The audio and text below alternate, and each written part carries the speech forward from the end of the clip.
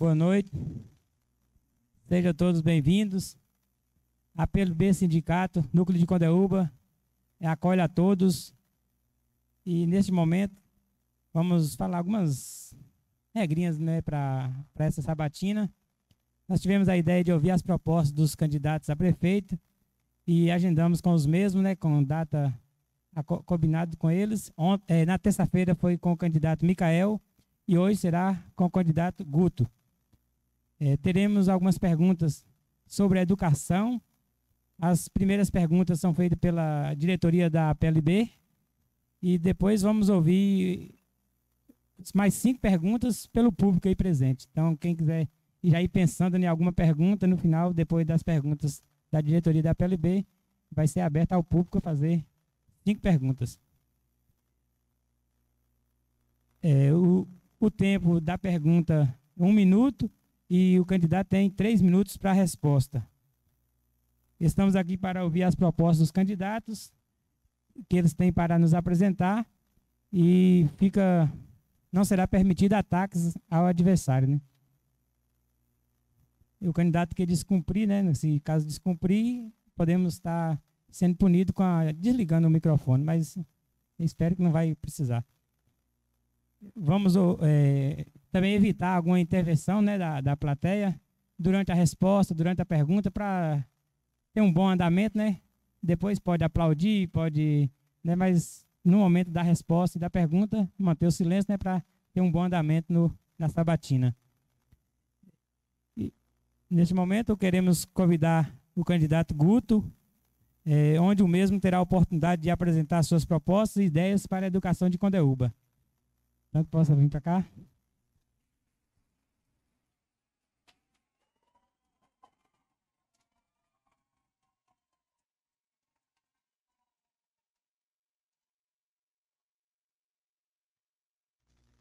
Eu gostaria de convidar agora os membros da PLB, né, para sentar aqui na frente, que é os que vão fazer as perguntas. Então, Marli, né, que é a vice-coordenadora.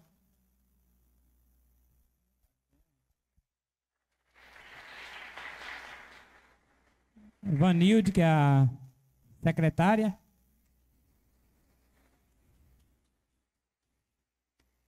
Mike, é a secretária de comunicação. Tiago é o tesoureiro. Márcia é membro do conselho. E Douglas também, membro do conselho.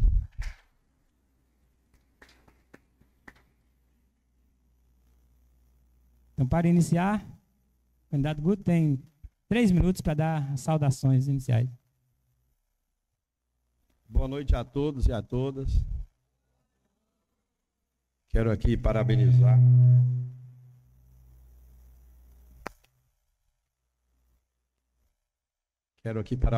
pela iniciativa, na pessoa de Silvaninha, abraçar aqui toda a diretoria da PLB, dizer que é um momento de uma oportunidade muito grande de falarmos sobre um tema tão importante como a educação.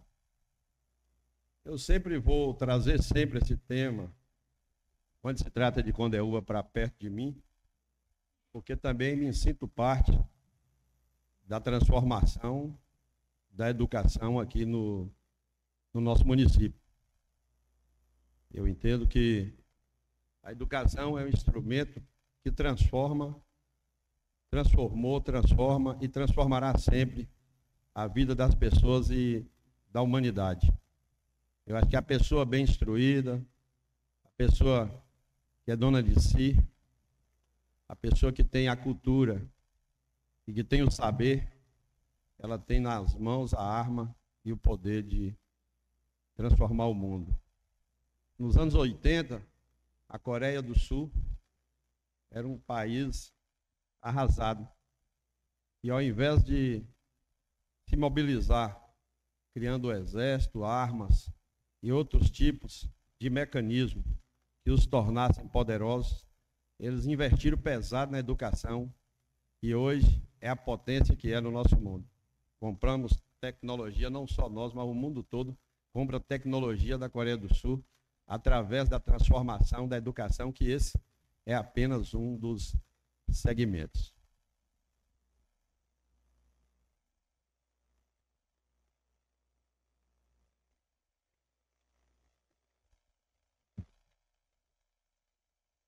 Eu vou começar fazendo a primeira pergunta, que é sobre a gestão da educação, perfil do secretário, jornada pedagógica, nesse sentido aí. Todos nós sabemos que para ter uma boa gestão na educação, precisa ter uma estrutura dentro da Secretaria de Educação. E eu acredito que tem que ter uma parte administrativa, né? A parte política, que é a parte burocrática para administrar, e também uma boa equipe pedagógica, para que aconteça um bom trabalho e produzam uma qualidade na educação. E diante disso eu pergunto, quais as propostas para melhorar a gestão da educação? E mais de uma pergunta dentro da mesma, né? Na sua opinião, qual deve ser o perfil do secretário de Educação e quais os critérios serão utilizados para a contratação? E também, para falar um pouco de alguma proposta de como serão as jornadas pedagógicas. Quantos minutos, Ivani? Essa aí pode ser mais de 3. Então, vamos pautar aqui pelo secretário. A escolha do secretário, como a gente enxerga aqui, um secretário de Educação capacitado, ele tem a capacidade de dialogar com todo o segmento da educação. Eu me comprometo que esse profissional, ou essa profissional, será alguém ligado ao mundo da educação. Alguém que tenha a capacidade de dialogar com os pais dos alunos, com os próprios colegas. Alguém que tenha a capacidade de gerir, na verdade, uma subprefeitura. A Secretaria de Educação é uma arma poderosíssima dentro do município. E, dessa forma, eu me comprometo como sempre fiz, com esse segmento, de fazer essa escolha junto com vocês, como sempre fiz e continuarei fazendo. Fiz assim quando estive gestor e continuarei fazendo assim que me tornar gestor novamente.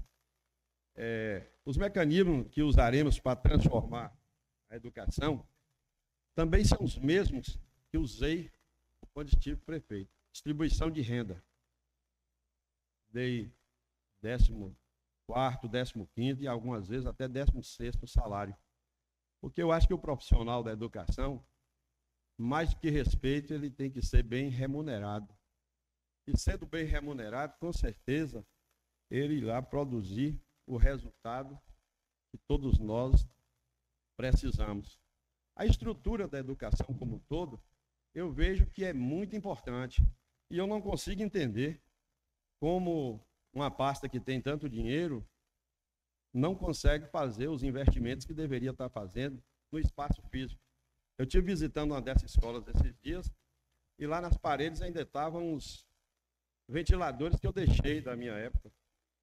Eu não consigo entender como é que uma parcela de 14 milhões de precatórios entra no município de Condeúba e a educação não consegue melhorar a sua estrutura escolar, ou melhor, não tem consciência que deve atender principalmente os professores, e só essa parcela que destinaria aos professores de 7 milhões já seria maior do que a segunda parcela que foi liberada. Eu entendo que não existe transformação sem reconhecimento dos direitos. E isso foi uma coisa que eu aprendi lá em casa com meu pai e com minha mãe, para que as pessoas respeitem os meus direitos. Eu aprendi a respeitar o direito dos outros. E comigo não vai ser diferente, não vai ter confusão. A PLB pode ficar tranquila que vamos dialogar dentro dos parâmetros legais e tudo aquilo que a lei nos permitir, eu irei fazer, porque o dinheiro dos outros não me interessa. E eu acho que esse dinheiro na mão dos professores seria realmente uma grande transformação, não só na vida dos professores, mas na vida do ensino como um todo. E eu fico aqui me questionando como é que tudo bem não pagou os professores, mas como é que acaba com essa quantidade de dinheiro e não tem ar-condicionado dentro da sala de aula? Olha para você ver o colégio estadual.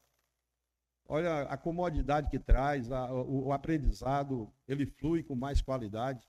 Eu entendo que, basicamente, eu não sei se respondi a sua pergunta, mas eu acho que sem coerência, sem decência, e sem investimento, e sem reconhecer os direitos, é muito difícil falar sobre qualquer tipo de progresso em qualquer que seja o setor. Agora eu gostaria de convidar a Marli, que fará perguntas sobre saúde mental dos profissionais da educação e atendimento às crianças especiais. Boa noite, colegas.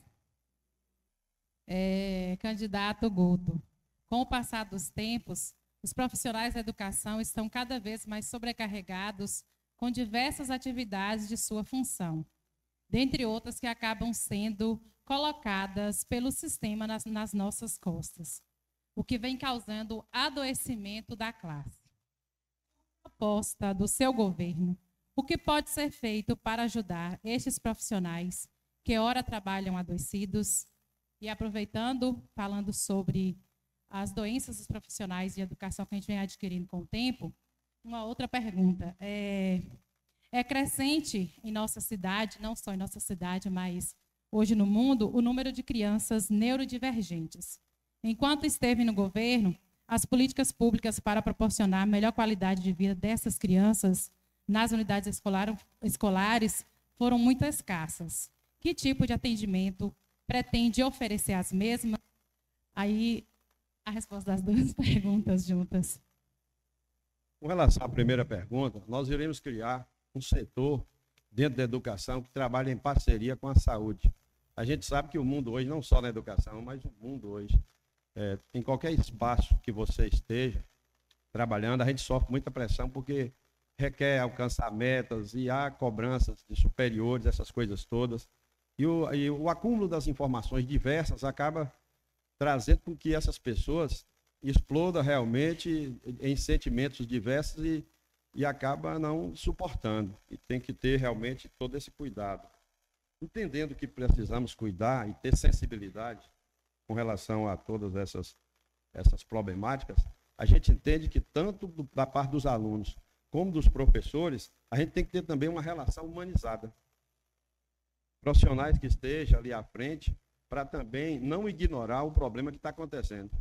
Seja lá com o aluno ou seja lá com o professor. E eu acho que em tudo na vida, eu que fui sindicalista quase que o tempo todo da minha carreira, entendo também o sentimento de vocês em lutar pelos seus direitos. Eu acho que essas parcerias, elas não devem se restringir simplesmente quando precisamos lutar por valores e direitos referente a dinheiro, mas também referente a sentimento, a família. Eu acho que a classe deve se despertar também para essas coisas, porque eu estou dando uma dica, estou respondendo e dando uma dica. O momento é muito propício e quando estive lá, alguns pares meus, eu aconselhei a fazer isso. O fortalecimento da classe como um todo, ela independe da questão da política ou da política do momento. Vocês têm um segmento, é uma família ligada à educação, vocês são professores, vocês têm que se unir para lutar pelos objetivos de vocês, e as outras coisas a gente luta lá fora dentro do social. Com relação ao atendimento a crianças especiais e de famílias atípicas, eu já fiz isso no meu governo, em 2013, 2016, fui eu que criei a PAI, e fui eu que criei também o papel do cuidador. Quando eu estive prefeito, eu criei o papel do cuidador justamente para ter esse cuidado especial e mais específico com quem dele estivesse precisando.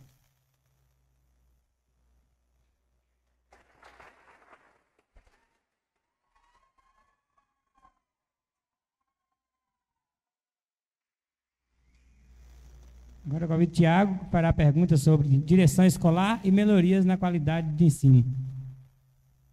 Boa noite, Guto. Boa noite. Boa noite na pessoa de Ângela. Cumprimento todos presentes. A gestão democrática na escola é um elemento crucial para promover a qualidade do ensino e a melhoria da eficácia escolar. O que você pensa a respeito do tema, uma vez que vale ressaltar que este ano foi colocado um projeto para a nova funcionalidade da gestão escolar, quais ações o seu governo pensa implementar para que possa melhorar e acontecer este processo de maneira realmente democrática, para que tenhamos, de fato, um tão sonhado ensino de qualidade? Bom, essas questões, para que a gente possa buscar a excelência e o ensino de qualidade, eu entendo que os mecanismos que se buscam nessa direção são muitos. A tecnologia, os salários dignos, profissionais que estejam à frente com a capacidade de direcionar esse propósito. Eu acho que nós não temos a capacidade de responder a essa pergunta se a gente não tiver a capacidade de discutir com a gestão como um todo. Eu costumo dizer que a educação, ela abrange muitas coisas dentro da vida do administrativo. Tanto é que a educação abrange tanto que falta dinheiro para pagar vocês, porque às vezes coloca muita gente para trazer resultado, eleitoreiro, essas coisas todas, e acaba faltando dinheiro para pagar quem de fato está trabalhando e pensa na sua carreira. Eu acho que é uma coisa que eu vou retomar essa discussão no momento propício com vocês, porque se tem um segmento que eu faço questão, e isso aí é muito bom porque está registrando, de trazer a excelência, como foi um dia, é a educação. Quando as pessoas trabalham de forma pressionada, e eu aproveito aqui agora nesse gancho para dizer, quando a gente fazia ali a semana pedagógica, que eu acredito que seria um momento de abastecimento, de planejar as ações do ano letivo, era mais uma festa. E só teve a capacidade de ter rumo de uma festa, porque eu aprovei um plano de carreira para vocês, e eu fiz questão de colocar uma cláusula lá que gestor nenhum iria perseguir os professores em Condeúba. Porque quando eu me tornei prefeito, tem aqui Maurício na plateia, eu não sei se Chico Lima está por aqui.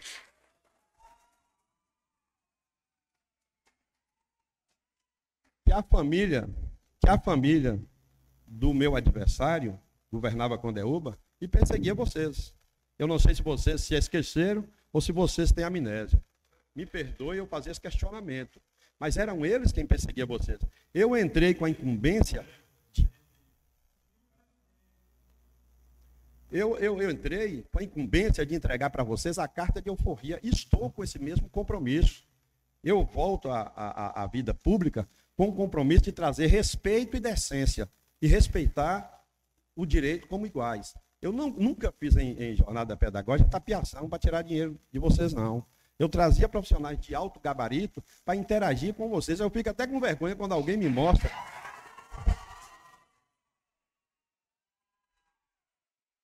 Eu fico até com vergonha quando alguém me mostra alguns palestrantes que estão vindo aqui agora. É sério mesmo. É até uma esculhambação, porque aqui nessa mesa aqui, ó, eu acho que sem exceção, todos vocês são mais capacitados a falar da educação do que alguns que vêm trazer aí.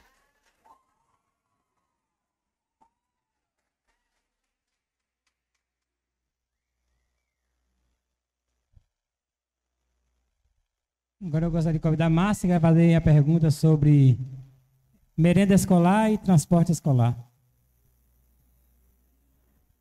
Boa noite, pessoal. Boa noite, candidato Guto. São duas perguntas, vou fazer uma, aguardar a resposta, depois eu faço a outra. Tá. Alguns veículos do transporte escolar do nosso município se encontram em situação precária. Se eleito, você se propõe a realizar rotineiramente vistorias do transporte em parceria com o Conselho do Fundeb, a fim de garantir a segurança aos usuários? Com certeza. Porque eu fiz assim um dia, eu vou voltar a fazer. A minha parceria com o governo federal e o governo estadual trouxe benefícios estrondosos para a educação de Condeúba. Já vista que eu acho que todos vocês aqui acompanharam a educação na época em que fui prefeito.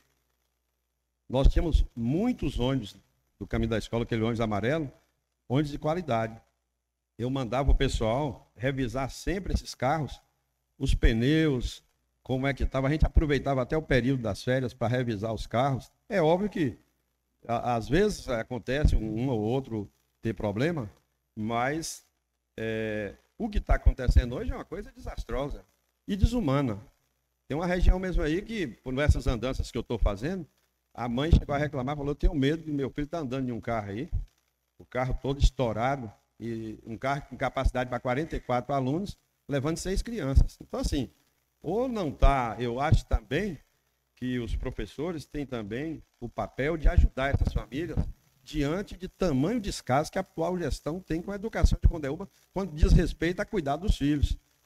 E outra coisa, eu não sei se vai ter essa pergunta lá na frente, mas eu acho que nós podemos adequar melhor essa rotina, tendo escolas de qualidade mais centralizadas e mais próximas das famílias, para que crianças tão novas não sejam obrigadas a estar andando de ônibus sem condição nenhuma de trafegar e correndo risco.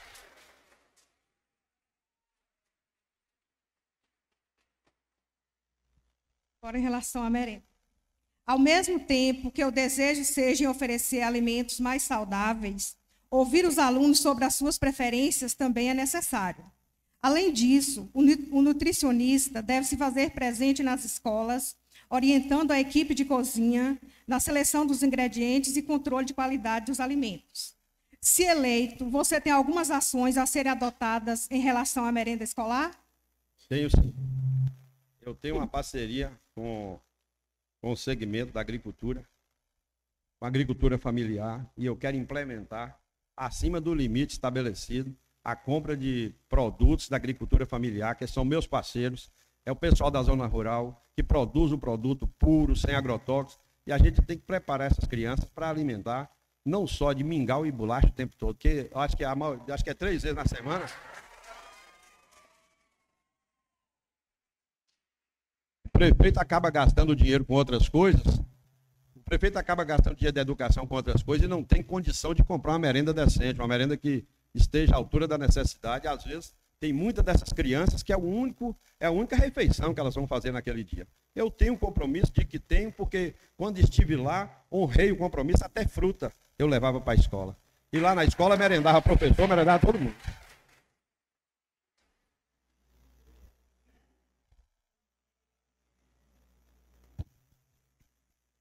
Agora o Vanilde vai perguntar sobre o fechamento das escolas.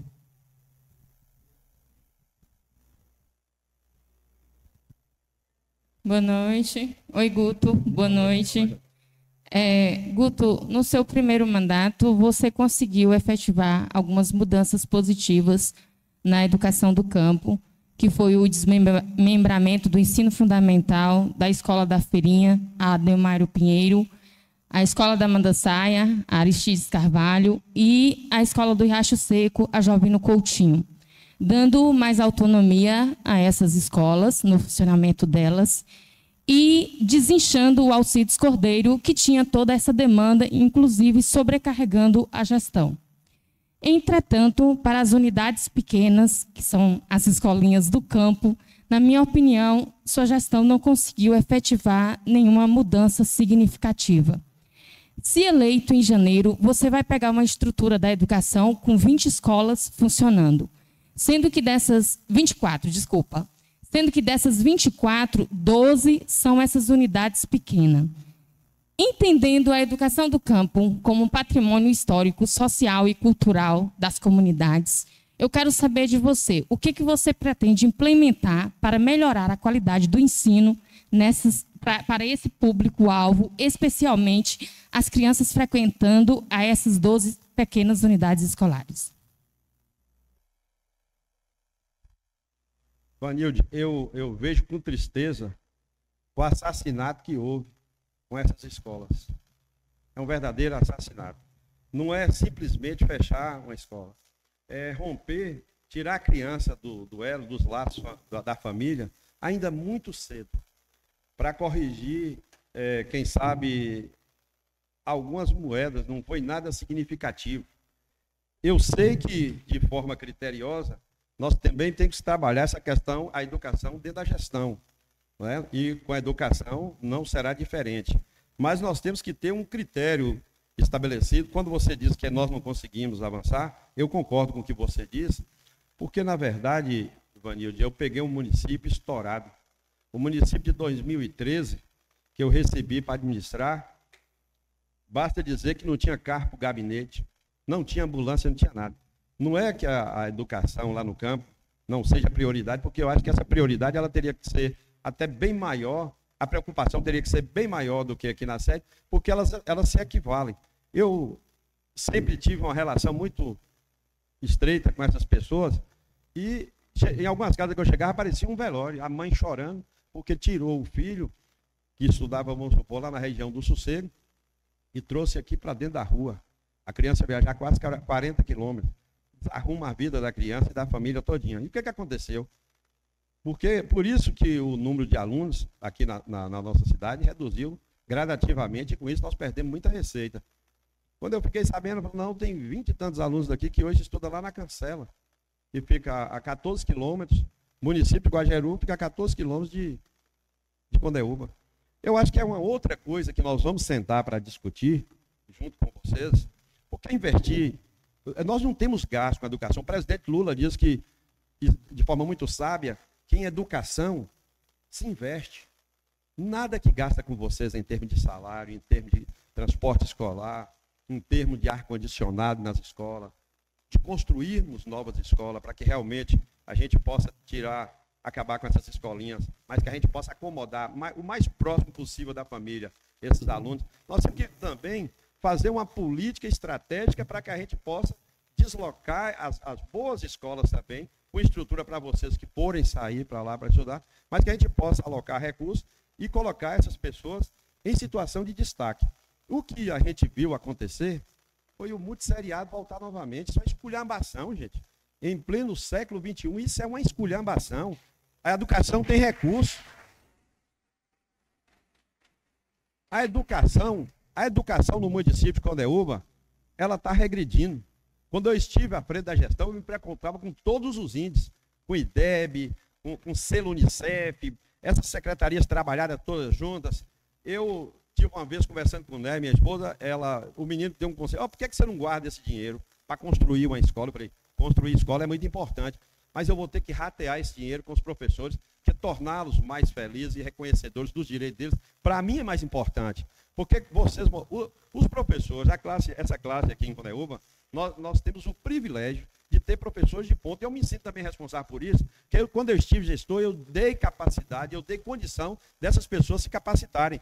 E a educação, nesse governo existente, ela não é prioridade. Eu não sei se vocês que são pais de alunos, vocês que trabalham aí pela educação, é um verdadeiro descaso. Os relatos que a gente vê aí afora é todo um contexto. É ônibus que não trafega porque não tem condição, é motorista que não vai com o ônibus buscar os alunos porque não recebeu o salário. Então, assim, a educação integral nem tem segundo plano, ela está em quarto ou quinto, e eu estou em quinto, porque assim, se não preocupa em entregar para vocês o que é seus, se não preocupa em cuidar das nossas crianças, como é que vai falar de educação?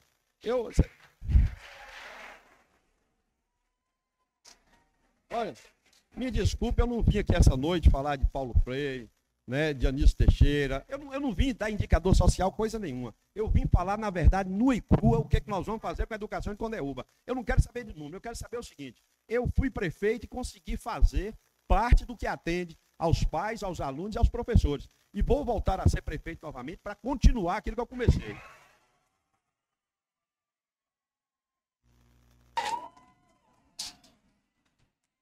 Agora eu convido o Mike, que fará a pergunta sobre AC, férias, 13º e licença prêmio.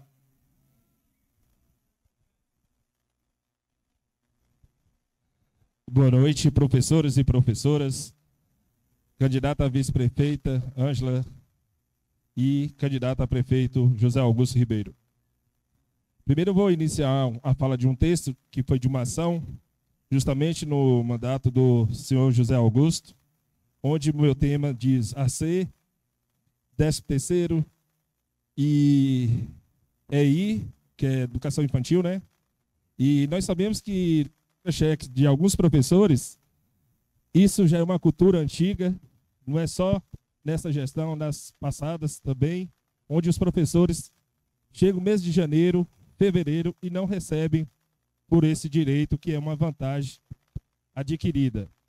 Então, José Augusto, eu vou fazer a leitura de uma parte do processo, até mesmo para a gente entrar na pergunta. A lei deveria ser cumprida desde 2009. tendo-se passado o tempo suficiente para a disposição orçamentária. Além disso, a ausência de recursos não poderá jamais ser suscitada pelo então prefeito municipal, uma vez que é cedido que desde o seu ingresso como gestor, naquela época, 2015, aumentou visivelmente a quantidade de contratações de professores e auxiliares. É medida essa desnecessária e inapropriada para o momento, do ponto de vista da atividade educacional, servindo tão somente para retribuir, naquela época, os votos que lhe foram dados durante as eleições municipais. Se há necessidade de tantos profissionais para a demanda municipal, já se passou tempo suficiente para a realização de concurso público e convocação daqueles aprovados em concurso, se este ainda é vigente, mas não.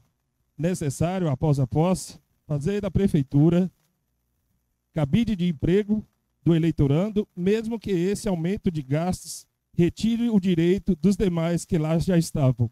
Quando eu falo nesse sentido, são os concursados. Um absurdo, uma irresponsabilidade com o dinheiro público e com o próprio povo, no caso, os professores. A pergunta é a seguinte: vários gestores que atuaram na Prefeitura Municipal de Condeúba não respeitaram algumas vantagens asseguradas no Estatuto e Plano de Carreira dos Profissionais da Educação, a exemplo da AC, Atividade Complementar, e EI, Educação Infantil, no mês de janeiro e, em algumas ocasiões, fevereiro e março. Eu gostaria de saber do candidato a prefeito, caso eleito, o que tem a dizer em relação a esse caso exposto. Mike, com relação ao AC, as condições técnicas em que um administrador que tem um senso democrático e republicano leva é de completa responsabilidade de quem está à frente da gestão daquela pasta. Eu estou aqui me comprometendo a trazer para discutir, num futuro governo, pessoas que tenham realmente uma ligação profunda com vocês a esse respeito. Eu estou pronto para fazer valer, dentro da legalidade, aquilo que é permitido. Aquilo que for permitido dentro da legalidade, com relação ao AC e outros direitos mais, eu estarei pronto também a atender. E isso a gente pode marcar para a gente fazer essa discussão. O que eu quero dizer é o seguinte: eu não me lembro, no meu tempo, no meu governo, que uma sala de aula para fazer cabide de emprego, é bem da verdade que a educação ela exige muito, às vezes até demais, quando se trata de o direito, a legalidade e a permanência de uma pessoa especial na sala de aula que ter o cuidador. E às vezes os governos até colocam muito empecilho para que não cuide. Mas é uma pessoa que tem o direito e tem que ser atendida. Com relação ao dia a dia daquelas pastas, eu nunca me interessei, até porque pessoas da minha confiança estavam lá. O que eu não vou deixar acontecer é o que vem acontecendo hoje, uma sala de aula, uma sala na creche com 8 alunos e 4 professores. Isso aí é que não pode acontecer. Aí sim, é cabide de emprego, porque botou uma pessoa que prometeu trabalhar desde o início do mandato e colocou 3 meses justamente para a captura do voto. Agora, quando eu governei, eu não sei o que eu vim para governar. Só para concluir a fala aqui do candidato a prefeito, quando eu falo cabide de emprego, é para assegurar o concursado. E sim, fazer um planejamento e mapeamento para que haja contratação, quando eu falo cabide de emprego, nesse sentido, para prevalecer os concursados. E depois contratar de acordo com a necessidade do município.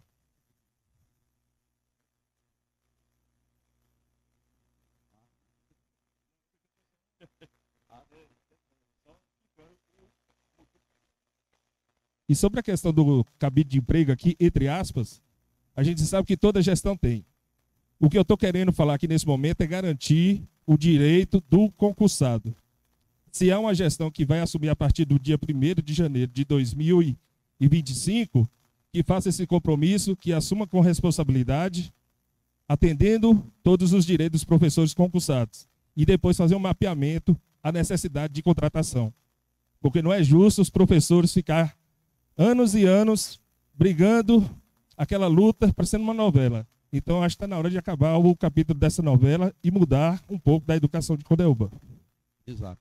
Eu prometo trabalhar dentro do processo da legalidade. Foi de direitos seus, eu nunca neguei, não vou negar agora.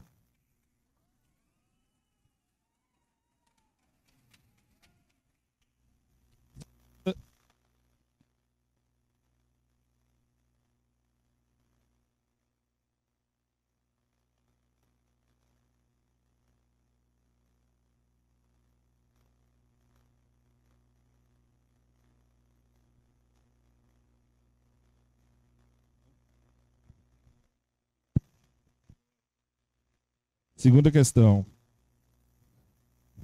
Não pode o município se valer de frases e argumentos, a exemplo de inexistência de verbas para pagamento do piso salarial dos professores, pois, de acordo com a lei, e amplamente divulgado pelo próprio site do MEC, Ministério da Educação, estados e municípios que alegarem não ter verba para o pagamento destes valores podem ter acesso a recursos federais para a complementação da folha de pagamento.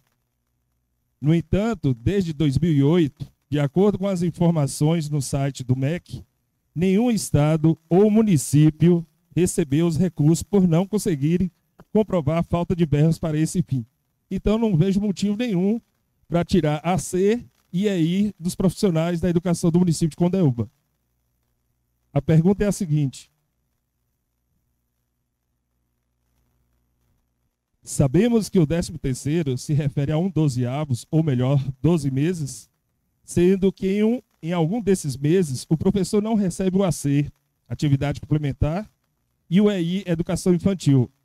Gostaríamos de saber do candidato a prefeito sobre essas irregularidades que vêm acontecendo nos contra-cheques dos professores do município de Condeúba. Qual a sua posição sobre esses fatos? Bom, essas garantias aí com relação ao piso salarial, também ajudei a construir essa realidade existente aqui. Em algum momento não foi possível a gente estar atendendo a todas as demandas, justamente por a aprovação. Quando a gente aprovou o plano de cargos e salário, demandou muito recurso e o município se adequar àquela nova rotina financeira da educação. Mas nunca teve na minha pauta tirar direito de professor, nem de qualquer profissional, para remediar qualquer outra função. Eu entendo que é legítimo. E também não consigo entender por que paga fatiado esse 13º. Porque o 13º não tem motivação nenhuma, por profissional nenhum, dele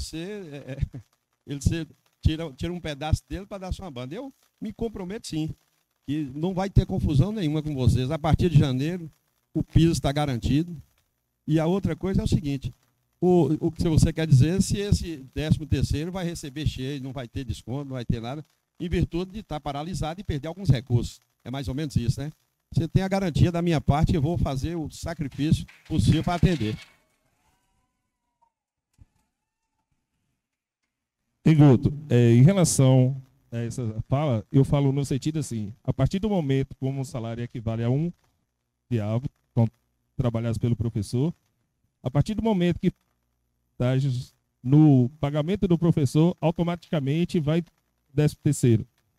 E assim sucessivamente, de acordo a outras vantagens que tiver. Entendeu? Então, a minha questionamento é justamente sobre isso, e que deve ser revisto, né?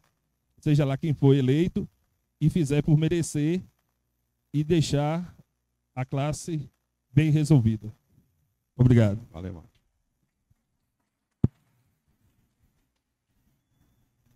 Vai perguntar sobre precatórios e piso salarial. Boa noite, pessoal.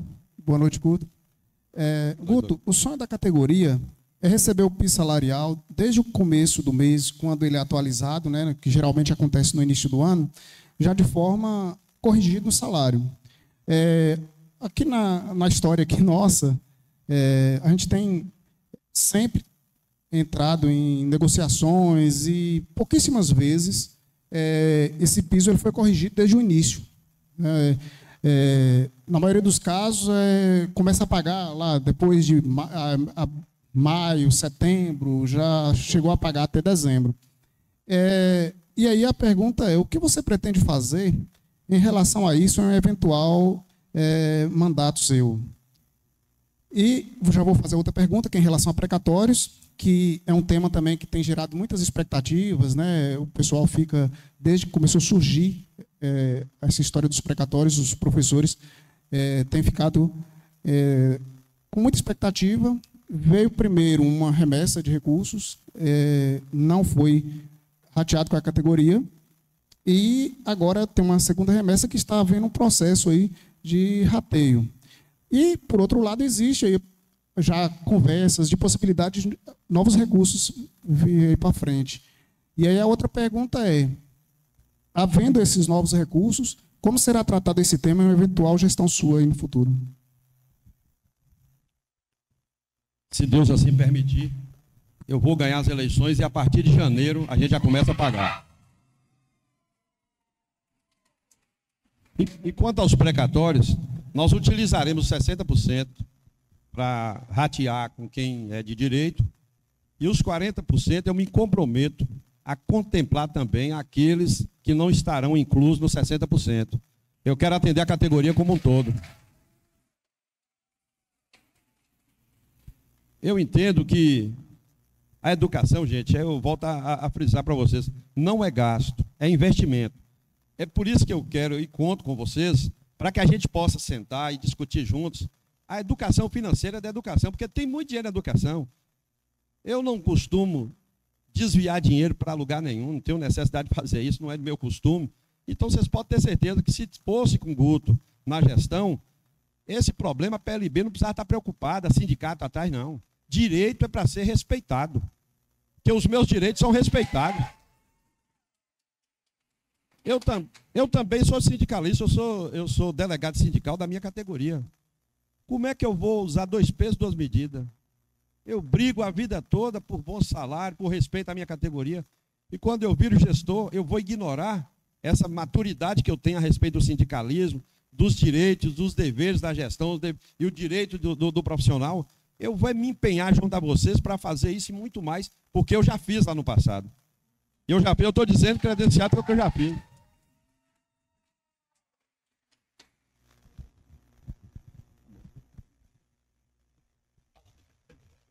Então, nesse momento, assim, as perguntas da direção da PLB se encerram e agora a gente abre para o público. Se alguém queira fazer alguma pergunta, esse é o momento, né? Por ordem de... É só vir aqui à frente e fazer a pergunta.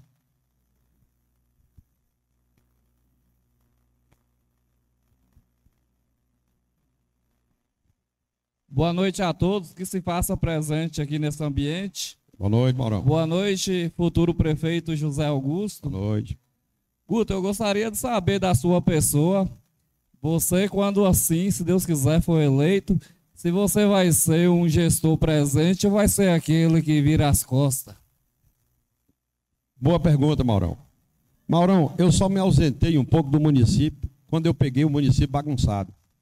E o município não tinha máquina, não tinha ambulância, não tinha recurso, não tinha nada. E não tinha crédito para comprar um alfinete em Vitória da Conquista ou aqui no mercado nosso aqui. Tive que me ausentar nessas questões.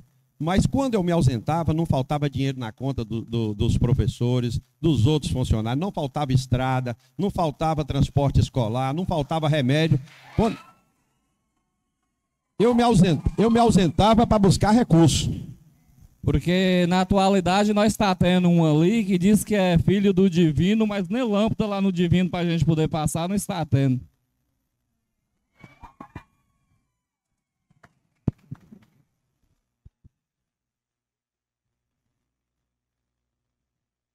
Quem mais? Eliana.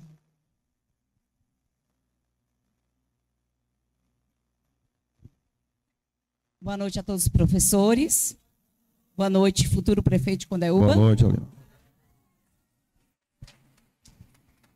Boa noite, colegas da PLB.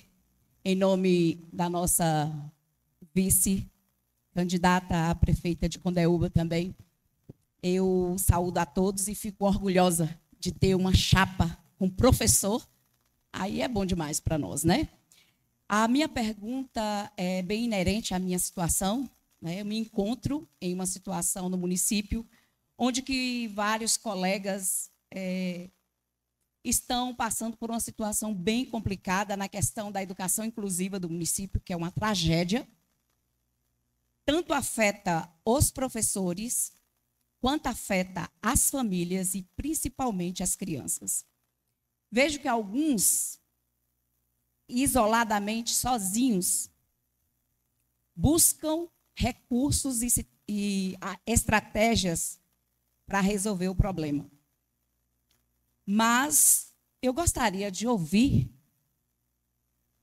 e eu quero ouvir junto com os meus colegas, qual seria, porque eu sei que você já fez a APAE, porque é um grande feito na cidade e precisa a gente valorizar mais. Isso é só para... Não tem lucro, não tem nada, é só por amor ao próximo. Sabendo disso, eu gostaria que você nos falasse sobre um pouquinho mais como seria essa inclusão. Se os professores vão ter profissionais adequados para dar suporte, se as famílias terão profissionais capacitados para atender seus filhos, e se nós teremos o mínimo que seria uma sala de recursos, que ela já veio para Condeúba, sabiam disso? Ela tem em Condeúba. Mas ela não existe. Eu gostaria de saber se o gestor, pelo menos em uma escola, teria essa capacidade de trazer para o nosso município. Essa é a minha pergunta. Qual seria a sua visão para a educação inclusiva de Condeúba?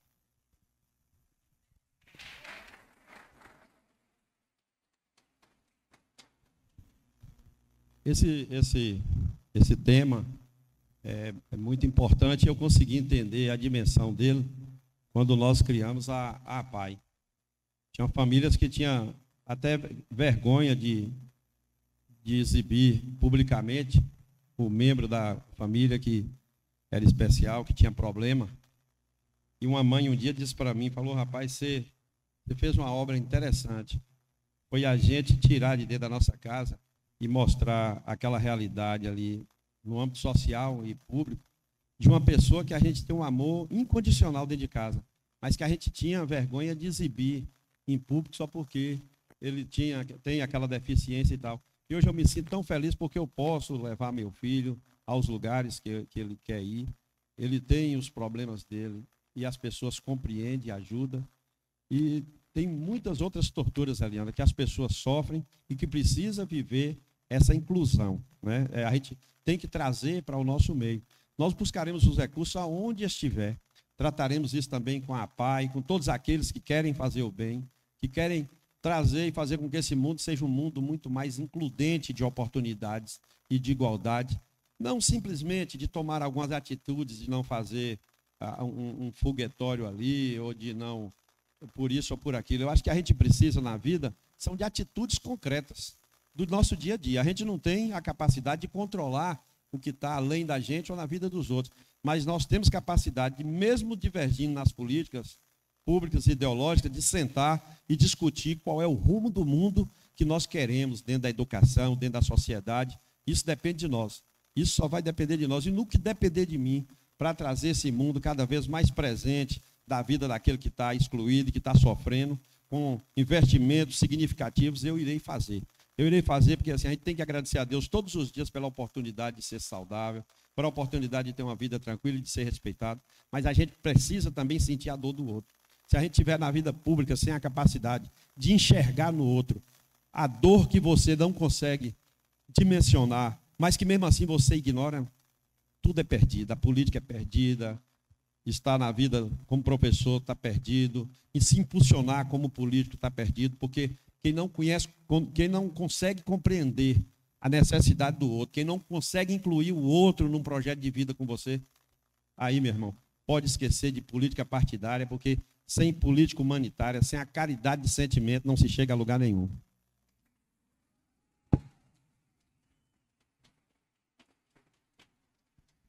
Mais alguém?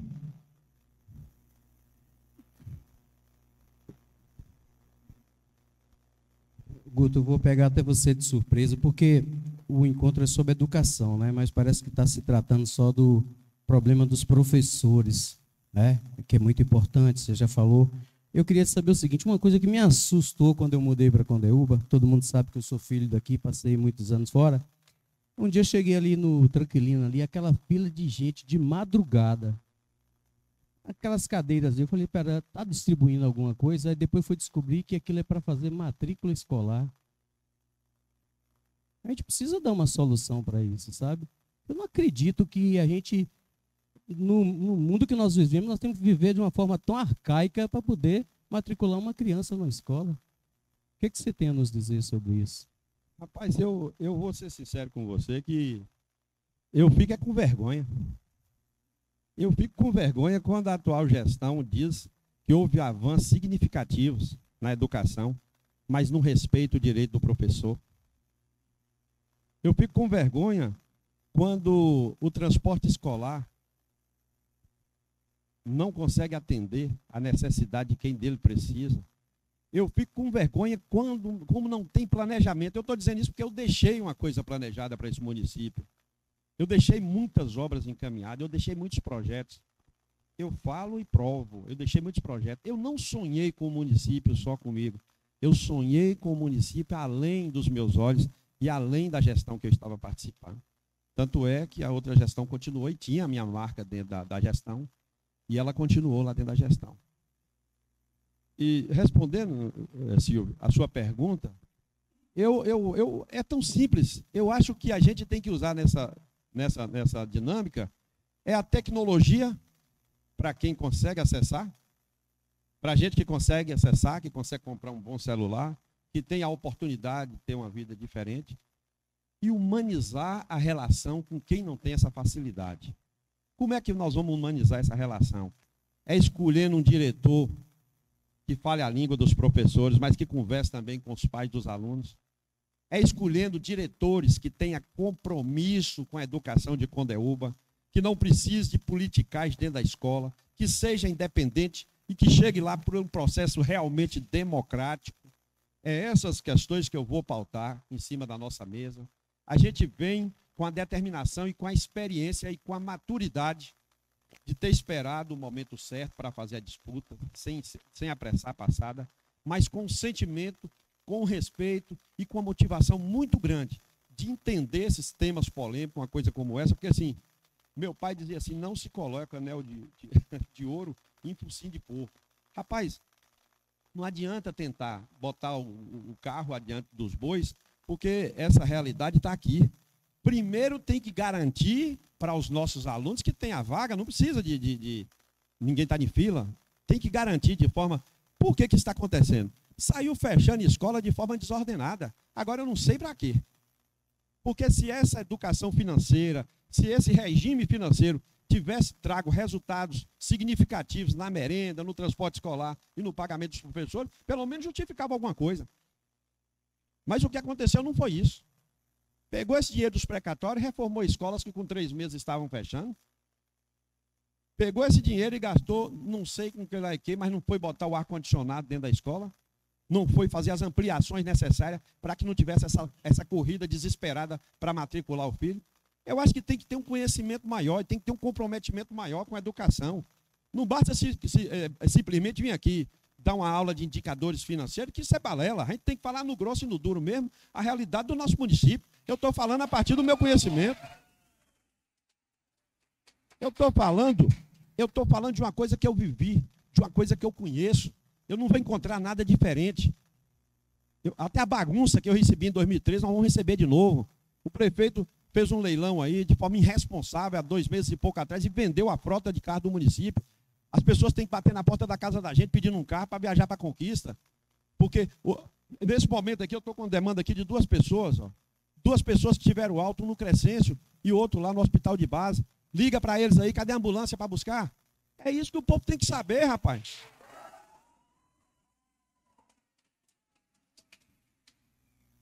Só falta mais 2 perguntas, já foi 3. Então, Fabinho e Márcio, né?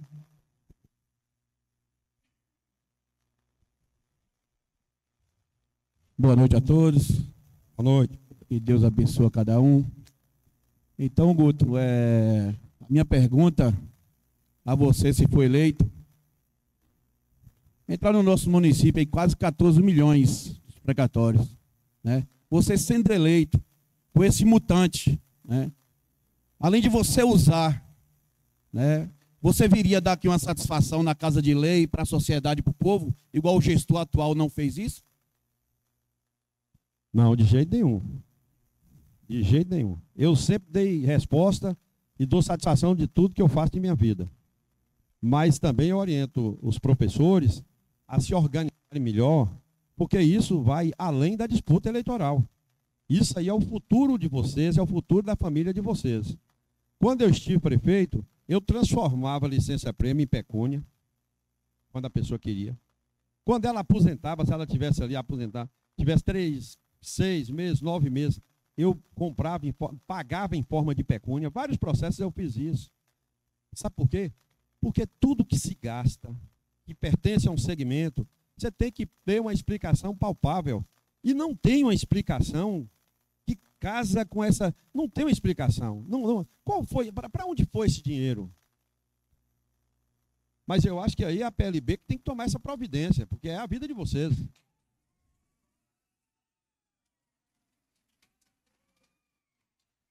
E eu quero deixar bem claro aqui que o momento é oportuno de eu falar isso. Eu não estou fazendo palanque eleitoral aqui, não. Eu estou dizendo de uma coisa que é uma coisa assim escandalosa mesmo. Ah, mas não tinha uma garantia jurídica para fazer isso. Fizesse igual o Delci aqui de Cordeiros. Nós pedimos um auxílio para a gente, o pessoal aqui da educação, e a gente acessou através de um processo. E teve o ganho de causa, o juiz pediu para esperar que o município pudesse gastar os 40%, mas aqueles 60% esperasse a súmula regulatória aparecer para ver se seria direito seus ou não. Pois o prefeito derrubou o processo e apressou o gasto. Mas quem tem que perguntar para ele onde é que ele socou esse dinheiro são vocês. Porque esse dinheiro não foi feito bom uso, não.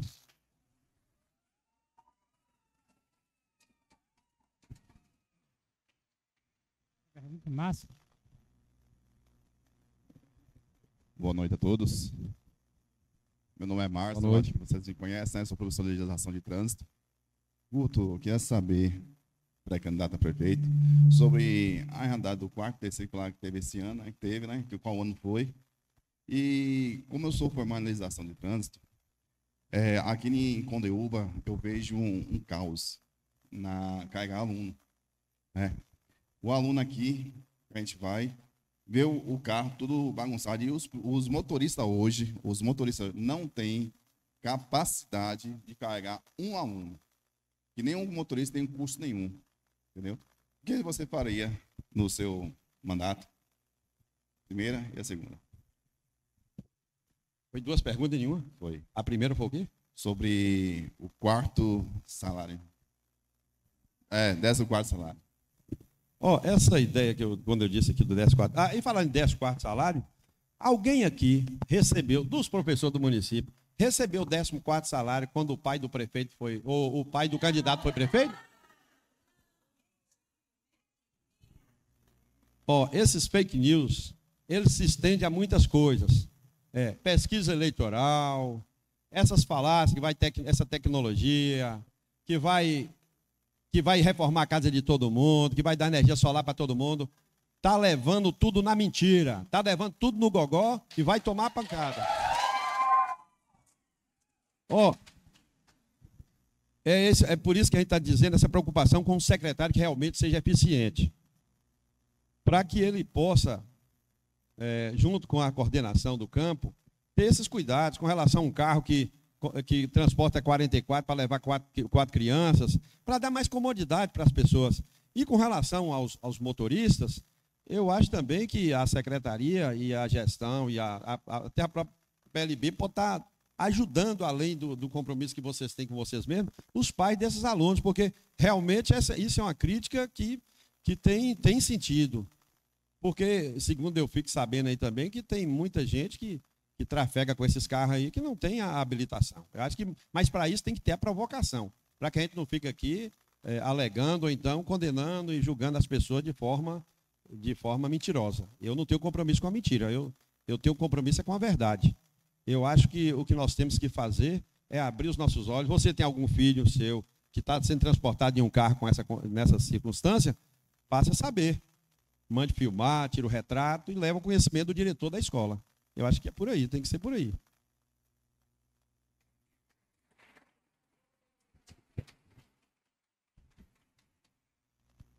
Então, finalizando aí as perguntas, nós temos mais 2 momentos. E nesse momento eu gostaria de convidar a colega a professora Ângela, né, para fazer usar da palavra, né, fazer suas considerações por 3 minutos. E depois Guto terá o tempo para considerações finais.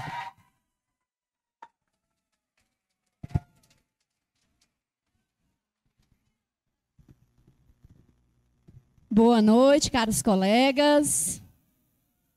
É uma alegria, né, hoje estar aqui com vocês nessa sabatina da APLB, a qual eu parabenizo pela iniciativa, visto que esse ano não foi provocado nenhum debate pelas entidades sociais, né?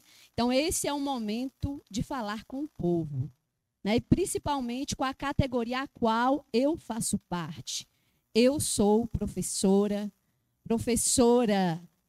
não somente por um salário, mas porque amo a educação e entendo como Paulo Freire que a educação ela é libertadora, e foi essa educação que me fez tomar a postura hoje de uma mulher dentro da política.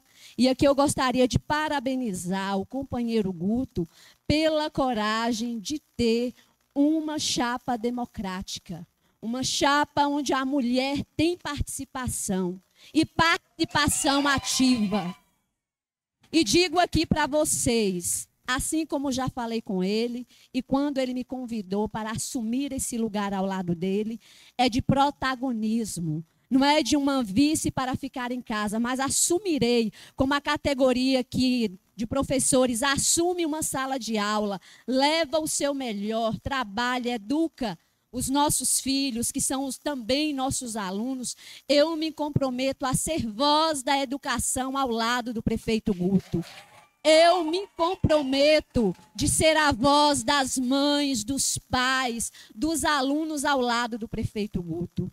Porque eu conheço de educação, eu sei onde eu estou pisando e sei das deficiências que a educação encontra. Enquanto alguns têm salários enormes, onde direitos que nem eles têm são pagos, existem profissionais que o mínimo não é pago, os seus direitos não são respeitados. E aqui também não podemos esquecer da classe de contratados. Ainda é necessário o contrato no nosso município enquanto não tem concurso. E a gente vê um descaso com os contratados, com os profissionais da área da educação, a qual nós também respeitaremos, porque também eles contribuem com a educação. Apesar de não serem efetivos, de não ter um plano de cargos e salários, são trabalhadores da educação e precisam ser respeitados, não tratados como objetos, que em final de eleição é contratado para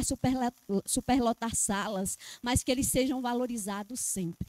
Então, aqui mais uma vez, digo para vocês, aqui eu sei que tem pais, tem professores, tem colegas, tem amigos, e aqui ao lado do companheiro Guto, nós nos comprometemos com a transformação da educação de Condeúba. E não só a transformação valorizando os profissionais que merecem, mas com a transparência do recurso público, com uma gestão democrática verdadeira, com uma eleição de diretores, onde os pais, professores não sejam constrangidos a levantar a mão para eleger um diretor. Porque nós precisamos, sim, usar da ética dentro da gestão escolar. É preciso e se faz urgente e necessário. Guto respeitou muito os profissionais da educação. É graças, sim, ao piso que cada vez, a cada ano, com a luta da APLB, nós somos respeitados, mas se também não fosse esse plano de cargos e salários, muitos estariam recebendo uma mixaria. E também não estariam preocupados em se especializar mais e mais. Por isso, eu creio que nós podemos fazer o melhor para a educação. Essa chapa traz renovação. Essa chapa traz verdades. Essa chapa traz experiência. Nós pisamos o chão que o nosso povo pisa. Eu estudei em Condeúba, eu me formei em Condeúba com todas as dificuldades, mas foi aqui. É aqui que eu trabalho, é aqui que eu conheci o meu povo. É trabalhando com os meus alunos dentro da sala de aula que eu conheço a realidade. E assim com o prefeito Guto, com o candidato e que com fé em Deus será o nosso prefeito. Ele conhece a realidade, sempre pisou e pisa o chão do nosso povo. E está sendo uma experiência maravilhosa. Ao entrarmos, cara a PLB, que está sentada nos ouvindo, e todos os colegas, o clamor dos pais e dos alunos são imensos. Alunos que choram porque o ônibus não passa para ir buscar, e alunos que gostam de ir à escola. Pais que clamam porque crianças pequenas estão indo distâncias longas dentro de um carro escolar sozinhos, sem acompanhante. Nós estamos ouvindo, nós estamos entrando na casa, nós estamos chegando perto das pessoas e estamos tocando a realidade das pessoas e a realidade que nós queremos mudar. E podem ter certeza, mulher tem visão, mulher tem coragem, e é esse lugar que Guto está dando para as mulheres. Quando ele escolheu essa chapa, foi justamente por isso quando ele me fez o convite, porque ele sabe que homem sozinho não pode governar, não. Nós somos a maioria. Somos a maioria na educação, na sociedade, no lar. Por que não ser a maioria na política? Por que não ser a maioria também a liderar e também a dizer o que nós queremos e precisamos para uma sociedade mais justa? Então fica aqui o meu pedido, reflita bem.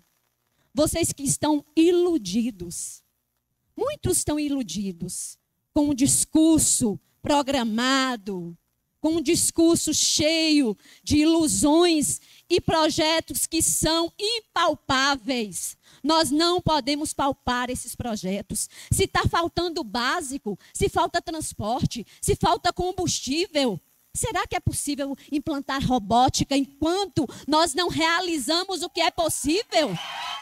É preciso uma merenda de qualidade, uma merenda digna. E eu sou professora, eu sei qual é a merenda que serve na minha escola. Então é chegada a hora de deixar de ilusões, da gente ficar tapando os olhos, enxergar a realidade. Por isso, educadores, aqui nós temos uma parcela crítica da sociedade, homens e mulheres com nível superior. E que eu espero que esse nível superior sirva para alguma coisa. Que a gente possa ser crítico, olhar a realidade, o que nós vivemos no passado de perseguição política e também de ver o que estamos vivendo atualmente, será uma continuidade, será o continuismo. Então é chegada a hora. Por isso convoco a vocês, além de parabenizar a PLB por esse momento, eu convoco também um momento de reflexão. Às vezes parece que está sendo meramente um debate político, mas não é. É porque precisa abrir os olhos da sociedade. E eu creio que aqui tem professores bem esclarecidos, que têm uma visão crítica bem ampla. Por isso, peço esse voto de confiança ao companheiro Guto, porque eu sei quem esse homem é. Eu sei onde ele trabalha, eu sei onde ele estudou, eu sei os caminhos que ele anda. Eu também sei que ele não herda o cargo de querer hoje ser prefeito do município só porque a sua família já esteve no poder. Então é hora de darmos poder também aos mais simples. E eu represento nessa chapa a voz da mulher negra, represento a voz da mãe, do professor, do agricultor. Eu represento o meu povo, eu represento o nosso povo. Por isso convoco, votem Guto, vote 13. Você elegendo Guto, você está elegendo Ângela, uma mulher que não será uma vice, que só entrará quando houver necessidade, não. Estarei exercendo o meu protagonismo, porque coragem eu tenho e vou exigir esse protagonismo. Então agradeço a toda a PLB, na pessoa de Silvano, de Nilde e de todos os componentes aqui, Tiago, Douglas, Marli, Mike, também Márcia, Muito obrigada por esse trabalho, por essa oportunidade, por crer que é possível fazer uma educação libertadora. Guto começou a fazer e foi impedido. Ele começou uma educação libertadora, sim, democrática, onde todos falavam o que queriam, criticavam, onde ninguém não é perseguida. Por isso, dia 6 de outubro, vote 13, vote Guto e Ângela.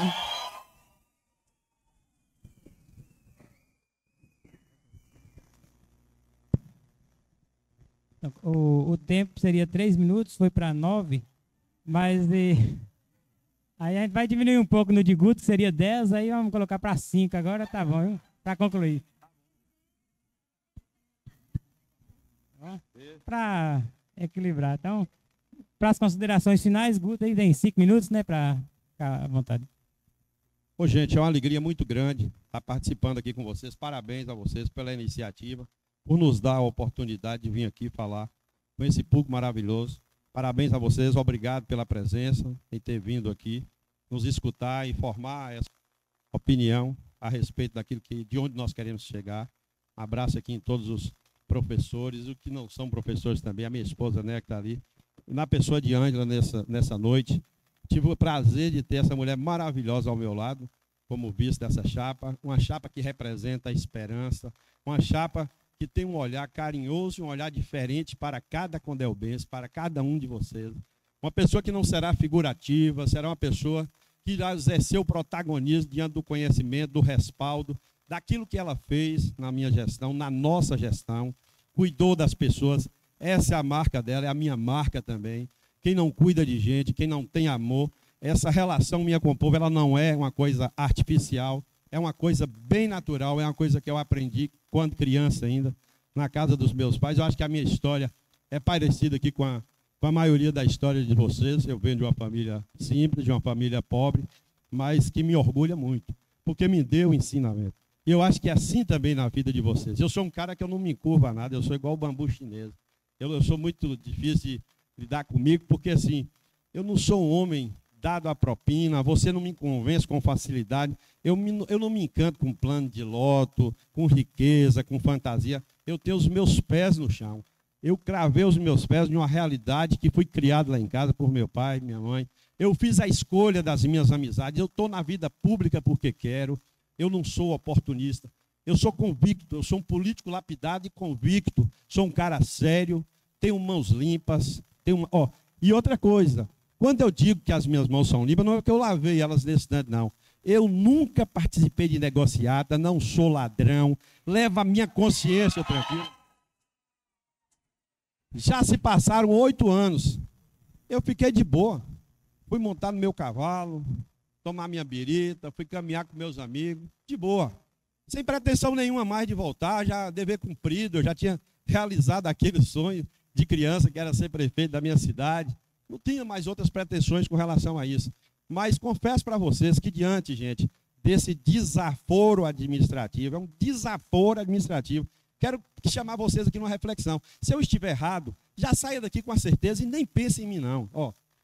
Se Condeúba tem estrada, se Condeúba tem ônibus escolar bom, se Condeúba tem farmácia básica com remédio, se Condeúba trata os seus contratados com respeito, se Condeúba tem um hospital que atende a hora que você chega, se Condeúba tem uma relação humanizada pelo poder público com as pessoas mais simples, se Condeúba se eles não estão com chicote, com o telefone na mão, oprimindo uma pessoa que está ganhando R$400 por mês, para ir bater bandeira e vestir camisa do partido dele, se nada disso, gente, estiver acontecendo, me desculpe, eu estou errado. Eu estou discursando para uma plateia diferente, eu não estou em Condeúba. Mas se tudo isso, gente, que eu estou falando é verdade, por que vocês vão votar em um candidato que representa o retrocesso? Representa o retrocesso. Ele representa o retrocesso na mais ampla leitura da liberdade e da democracia humana. Ele representa o retrocesso quando ele é o espelho do que há de mais arcaico nesse paradoxo. Pelo amor de Deus, gente.